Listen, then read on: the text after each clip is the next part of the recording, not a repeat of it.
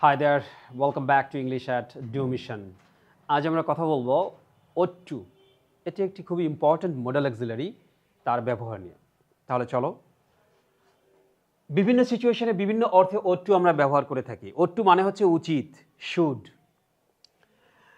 Moral duty বা obligation অর্থাৎ নৈতিক দায়িত্ব বা নৈতিকভাবে বাধ্যকতা প্রকাশ করার জন্য আমরা O2 ব্যবহার করি। সাবজেক্টের পরে O2, তারপরে ভার্বের বেস ফর্ম। যেমন সাবজেক্ট দেওয়া আছে, subject O2 base verb. Base verb মানে হচ্ছে ভার্বের প্রেজেন্ট ফর্ম। এক্সাম্পল কি আছে? We ought to respect our parents. আমাদের উচিত আমাদের প্যারেন্টদেরকে রেসপেক্ট করা। তাহলে উইটা হচ্ছে আমার সাবজেক্ট, সাবজেক্টের পরপরই O2 বসেছে, তারপরেই আমার ভার্ব ওয়ান বসেছে বেস ফর্ম।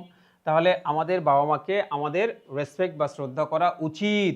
তাহলে এটা আমাদের মোরাল ডিউটি বা ইটস আওয়ার মোরাল অব্লিগেশন। এটা ব্রেক করলে প্রবলেম আছে, গুনাহ হবে, লোকজন খারাপ বলবে, বিচার হবে, অনেক কিছু। তাহলে এ ধরনের মোরাল ডিউটি বা মোরাল অব্লিগেশন প্রকাশ করার ক্ষেত্রে আমরা সাবজেক্টের পরে O2 প্লাস বেস ভার্ব বা ভার্বের বেস ফর্ম ব্যবহার করি। Next, you ought to speak the truth. ইউটা সাবজেক্ট, O2 হচ্ছে আমার মোডাল, তারপরে বেস ভার্ব বা ভার্বের বেস ফর্ম স্পিক। তোমার উচিত বা you ought to speak the truth, তোমার সত্য কথা বলা উচিত। তার মানে কি? It is your moral obligation, it is your moral duty, or it is all of our duty to speak the truth. তাহলে সত্য কথা বলা আমাদের উচিত, এটা আমাদের নৈতিক দায়িত্ব। এটা প্রকাশ করার জন্য আমরা O2 ব্যবহার করেছি, তারপরে ভার্বের বেস ফর্ম ইউজ করেছি। ওকে, নেক্সটে দেখো, অ্যাডভাইস বা সাজেশন, উপদেশ বা পরামর্শ প্রকাশ করার ক্ষেত্রেও আমরা কি O2 ইউজ করতে পারি, তারপরে ভার্বের বেস ফর্ম। যেমন কারো উপকারের জন্য উপদেশ দিতে O2 ব্যবহার করা হয়, কথা ঠিক, এটাও ঠিক আছে। এক্সাম্পল কি আছে? You ought to study regularly. তার মানে কি? তোমার নিয়মিত স্টাডি করা উচিত। এটা কিন্তু আমি যখন বলবো কাউকে বা কোনো সিনিয়র কাউকে বলবে বা কোনো অভিভাবক বা কোনো অ্যাথরিটি স্টুডেন্ট বা কাউকে বলবে শিক্ষার্থীকে যে দেখো you ought to study regularly, তোমার রেগুলারলি স্টাডি করা উচিত, তখন এই O2 দ্বারা কি বুঝায়? অ্যাডভাইস বা সাজেশন বুঝায়, পরামর্শ বা উপদেশ। আবার যদি বলি he ought to see a doctor, তার মানে কি? তার উচিত একজন ডাক্তারের সাথে দেখা করা। তার মানে কি? এটা হচ্ছে এক ধরনের সাজেশন বা এক ধরনের অ্যাডভাইস। এই দেখো তোমার শরীর খুব খারাপ হয়ে গেছে, দিন দিন অনেক মোটু হয়ে যাচ্ছ, ডাক্তারের সাথে দেখা করা উচিত। তাহলে এরকম অর্থ প্রকাশ করার ক্ষেত্রে, এরকম অ্যাডভাইস বা সাজেশন দেওয়ার ক্ষেত্রে আমরা O2 plus verb one use করতে পারি।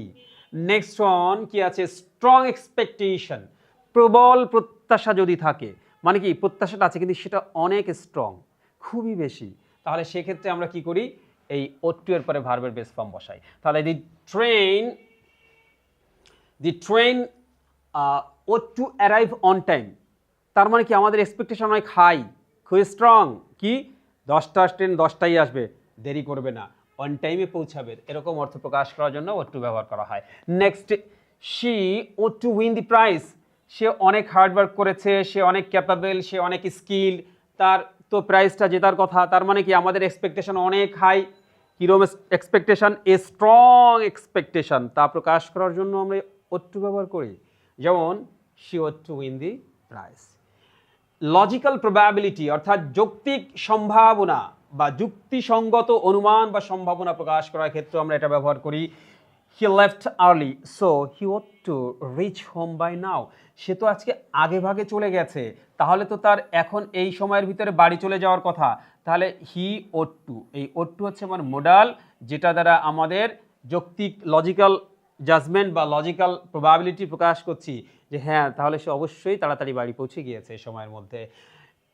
This road ought to be safe at night, অর্থাৎ এই রাস্তাটা কি হওয়া উচিত? রাতের বেলা নিরাপদ হওয়া উচিত। এটা লজিক্যাল, কারণ এই রাস্তা দিয়ে অনেক মানুষ যাতায়াত করে, এই রাস্তা দিয়ে খুবই গরিব ধনী তারপরে বিজনেসম্যান সব মানুষ এখান থেকে চলাচল করে। তাহলে এই রাস্তাটা তো কি সেফ থাকা উচিত, নিরাপদ থাকা উচিত, তাই না? তাহলে এরকম লজিক্যাল প্রবাবিলিটি বা সম্ভাবনা প্রকাশ করতে আমরা কি সাবজেক্টের পরে O2, তারপরে ভার্বের বেস ফর্ম, এটা মেইন ভার্ব প্রকাশ করে থাকি। ঠিক আছে, নেক্সট, পাস্ট ডিউটি বা অতীতে যে কাজটা করা উচিত ছিল কিন্তু কোনো না কোনো কারণে সামহাউ সেটা আর হয়ে ওঠেনি বা করতে পারিনি, তা প্রকাশ করতে বা বোঝাতে আমরা এই O2 এর ব্যবহার করে থাকি। কিন্তু এখানেও ওই যে O2 সাবজেক্টের পরে বসবে, ভালো কথা, কিন্তু তার সাথে এক্সট্রা যুক্ত হবে হ্যাভ, তারপরে ভার্ব 3। তখন ought to have plus verb three. যেমন you ought to have told me the truth, মানে কি, দেখ আগে যখন তোর সাথে এত দেখা হতো, সব সময় কথা হইতো, তুই কেন বলিসনি তখন? তুই তো আগে কথাটা আমাকে বলতে পারতি, কিন্তু সেটা সে বলেনি। এরকম অর্থ প্রকাশ করার ক্ষেত্রে আমরা সাবজেক্টের পরে ought to have plus V3 ব্যবহার করে থাকি। Again, I ought to have studied harder, আমার অনেক অনেক হার্ড স্টাডি করা দরকার, আমার উচিত আরও বেশি স্টাডি করা। তাহলে এই সাবজেক্ট হচ্ছে আই, ought to have হচ্ছে আমার এই যে অতীতের কোনো কাজ করার কথা ছিল কিন্তু সামহাউ করতে পারিনি, সেটা প্রকাশ করার জন্য ought to এর পরে have বসছে, তারপরে এটা হচ্ছে ভার্ব থ্রি। তাহলে আমরা কি করছি, যে অতীতের যে কাজটা করা উচিত ছিল সেই কাজটা সামহাউ হয়নি, তো সেই কথা প্রকাশ করার জন্য আমরা ought to have plus verb three ব্যবহার করতে পারি। Next, negative form should not, have done বা ought not have done।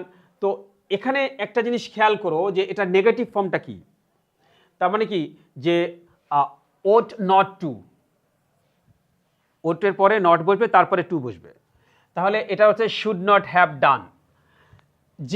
যে কাজটা করা উচিত ছিল কিন্তু সে কাজটা করা হয়নি, সেটা প্রকাশ করার জন্য আমরা কি করব, subject plus ought not to negative অর্থে ব্যবহার করব, তারপরে ভার্বের বেস ফর্ম বা ought not to have plus verb three, দুটো নিয়ম করতে পারি। নেগেটিভ ফর্ম হচ্ছে কি ought এর পরে নট, আর যদি সেটা করা উচিত ছিল কিন্তু করা হয়নি, সেক্ষেত্রে প্রকাশ করতে ought not have plus verb three বসবে, ঠিক আছে। তাহলে আমরা একটু দেখি, ought not to have plus verb three বসবে, সরি। তাহলে ইউ ought not, এখানে নেগেটিভ সিম্পলি ought to এর ক্ষেত্রে নেগেটিভটা কি হয়েছে, এইটা নট, ought এর পরে not. You ought not waste time, you ought not to waste time, you ought not to waste time, তোমার সময় অপচয় করা উচিত না।